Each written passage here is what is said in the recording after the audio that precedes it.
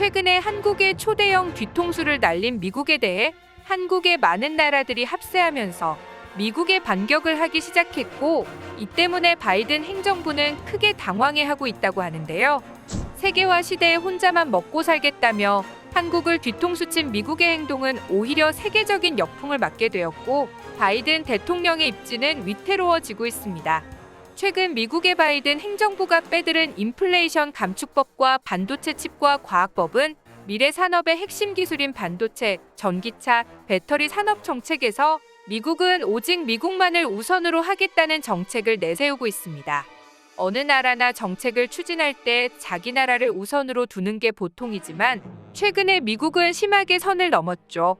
특히 수십 년간이나 세계화 시대의 자유주의 시장 경제를 말하던 미국이 시대를 역행하고 지금까지 자신들이 보이던 행보와는 반대되는 행동을 하게 되면서 지금까지 미국이 이뤄놓은 모든 신뢰를 한 방에 깨뜨려 버렸는데요.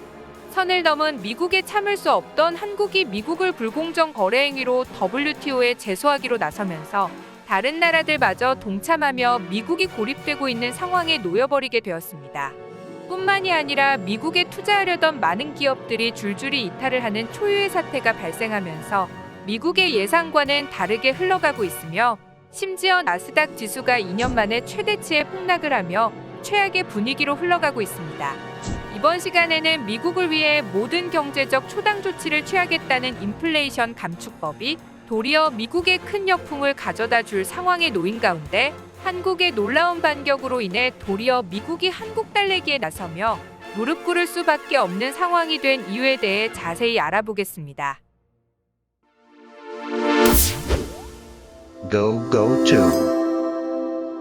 미국에 투자하면 파격적인 인센티브와 세금 감면 혜택을 주겠다.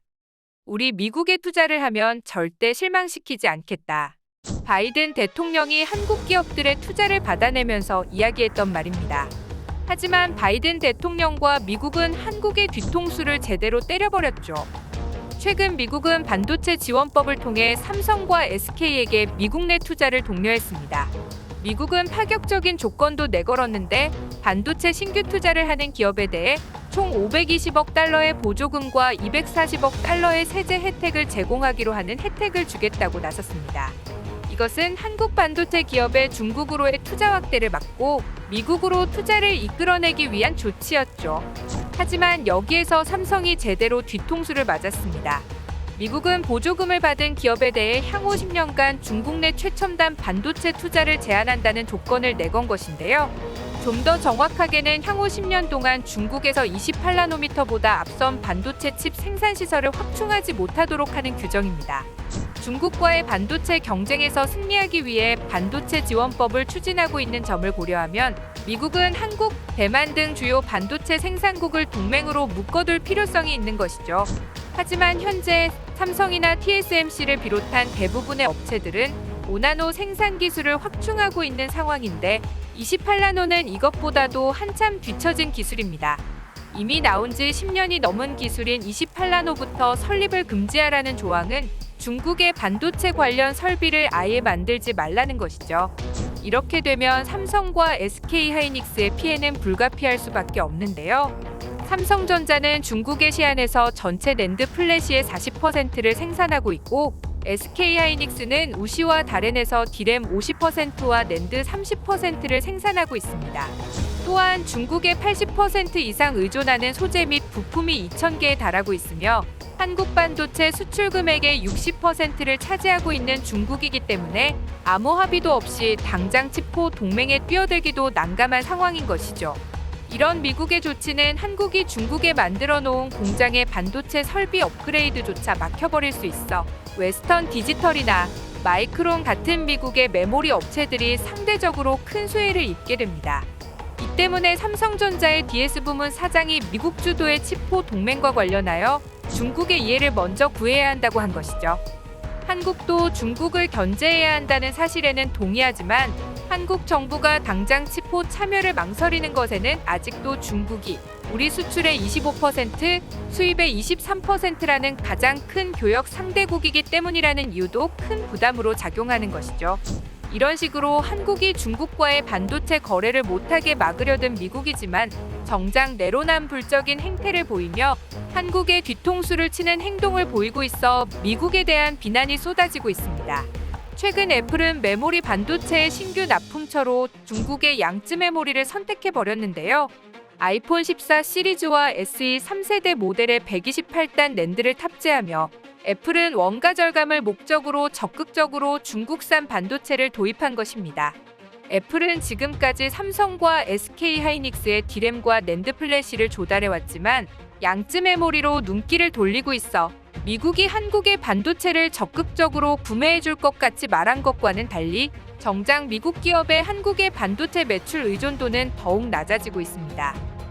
또한 애플의 행태에 업계 관계자는 현재 미국 정부가 자국 내 반도체 경쟁력 강화에 힘쓰고 있는데 미국 기업이 나서서 중국 제품을 채택하는 등에 반대되는 행보는 이해하기 어렵다라면서 애플의 이 같은 행보에 비판을 하고 나섰는데요. 이 때문에 미국 의회가 애플의 행보에 발끈하기도 했지만 딱히 제재를 한다거나 압박을 주지는 않고 있는 상황입니다. 외국 기업인 삼성과 SK에게는 그렇게 압박을 하면서 정작 미국 최대 IT 기업 중 하나인 애플은 중국을 돕고 있는 상황이죠. 이 같은 미국의 뒤통수와 내로남불적인 행태는 많은 비판을 받고 있지만 미국의 통수는 이것만이 아니었죠. 전기차에서도 미국은 한국의 뒤통수를 때렸습니다. 근래 들어 미국에서 테슬라를 제외하고 가장 많이 팔린 전기차는 놀랍게도 한국의 전기차였습니다. 한국 전기차의 행보는 매우 놀라워서 테슬라가 10년 동안 이룬 판매 성과를 현대기아는 단 수개월 만에 도달할 정도로 급속도로 무서운 전기차 시장에서의 성장 속도를 보였습니다. 이 때문에 포드, GM, 크라이슬러 등 기존의 미국 자동차 기업들의 전기차가 말 그대로 죽을 쓰는 상황이었죠. 영국의 저명한 경제지 파이낸셜 타임즈는 현대기아가 글로벌 시장에서 테슬라를 맹추격하고 있다는 기사를 내며 일론 머스크마저 현대기아의 판매량에 크게 놀랐다는 기사를 내기도 했습니다. 또한 파이낸셜 타임스는 이 같은 추세가 2010년대 스마트폰 시장에서 애플과 삼성의 경쟁을 보는 것 같다고 분석하기도 했습니다. 2010년 삼성의 글로벌 점유율은 6% 미만이었으나 갤럭시 시리즈가 출시된 지 불과 2년 만에 삼성전자는 애플의 글로벌 스마트폰 점유율을 역전했고 3년 만에 애플의 3배까지 성장한 바 있었습니다. 현재 한국 전기자동차의 성장이 그만큼 인상적이라고 표현한 것인데요. 한국 전기차의 기술력이 그만큼 빠르게 성장하고 있고 현재는 테슬라를 바짝 추격할 정도로 크고 있다는 것을 본 미국이 한국 자동차를 잠재적인 위협으로 본 것이죠. 과거 내연기관 자동차에서 도요타에게 미국 시장 1위를 내준 악몽을 한국 기업이 다시 재현할 것이라는 전망이 나오기도 했죠. 이런 상황에서 시행한 전기차 보조금 지원 정책은 사실상 한국을 막기 위한 정책이라는 이야기마저 나오고 있는 상황입니다. 미국의 이 같은 행위는 한국의 뒤통수를 가격한 배신 행위라고 할 수 있는데요. 특히 바이든 대통령이 2022년 한미 정상회담을 위하여 방한했을 때 현대자동차에게 105억 달러 투자 약속을 받아낸 뒤 절대 실망시키지 않겠다고 했던 발언이 재발굴되어 한국 내에서 희대의 뒤통수를 맞은 사건으로 화제가 되기도 했죠. 한국 자동차에 밀리고 있는 자국 기업을 살리기 위한 조치이지만 이것이 오히려 미국의 목을 조이는 상황이 되어버렸습니다. 현재 한국이 미국의 행동을 불공정 행위로 보고 WTO에 제소하겠다고 한 것인데요. 여기서 유럽마저 나오며 한국의 행보에 동참하기로 했기 때문입니다. 한국무역협회 브뤼셀 지부에 따르면 발디스 돈브로브스키스 EU 통상 담당 부집행위원장은 캐서린 타이 미 무역대표부 대표와 통상 현안을 협의하는 자리에서 IRA를 통한 미국의 기후변화 대응 및 친환경 전환에 대한 EU의 적극적인 협력을 표명하면서도 전기차 보조금 제도의 WTO 차별금지 원칙 위반 소지를 지적했습니다.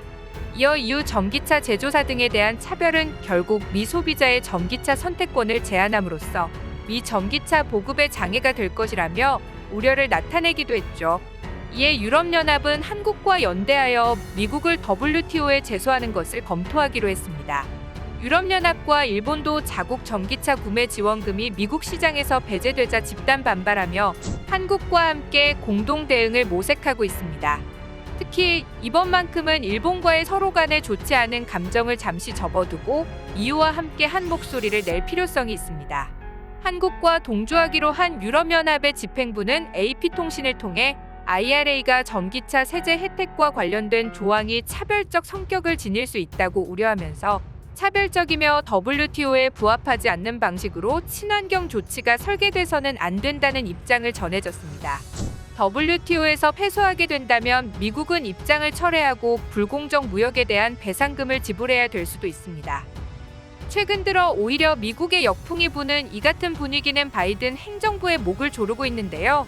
11월에 중간선거를 앞둔 바이든 행정부는 자신들의 지지율을 높이기 위해 인플레이션 감축법을 도입했지만 그 세부 내용이 너무 선을 넘었다는 지적이 많이 나왔습니다. 이 같은 한국과 EU, 일본의 연대로 미국을 오히려 압박하는 상황이 되면서 오히려 중간선거에서 바이든 행정부에 더 나쁜 결과를 가져다 줄 수도 있다는 전망이 나와 현재 민주당과 백악관이 당황해하고 있다고 하는데요. 자국의 이익을 지키는 것은 좋지만 오랫동안 신뢰를 지켜준 동맹을 배신하고 선을 넘은 행동은 아무리 우방이라 할지라도 용서 없이 공격받을 수 있는 행동입니다. 또한 미국으로 투자를 하려던 한국의 기업들이 줄줄이 방향을 틀어 이탈을 하며 캐나다와 멕시코 등지로 기업들의 투자처를 다시 재검토하고 있는 상황까지 나오고 있어 미국을 당황스럽게 하고 있는데요. 최근 삼성 SDI의 캐나다 온타리오 주가 러브콜을 보내며 매우 성공적인 회담을 진행한 것으로 알려져 있어 한국의 기업들이 미국의 제재를 받지 않는 멕시코나 캐나다 등으로 옮겨가고 있어 인플레이션 감축법이 오히려 역효과를 내고 있는 상황입니다. 미국의 선 넘은 행보는 지금껏 미국이 쌓아놨던 신뢰를 한 방에 무너뜨리고 있으며 그 역풍이 고스란히 미국의 현 정권과 바이든 대통령에게로 향하고 있습니다. 시청해주셔서 감사합니다. 구독과 좋아요는 양질의 컨텐츠를 만드는 힘이 됩니다.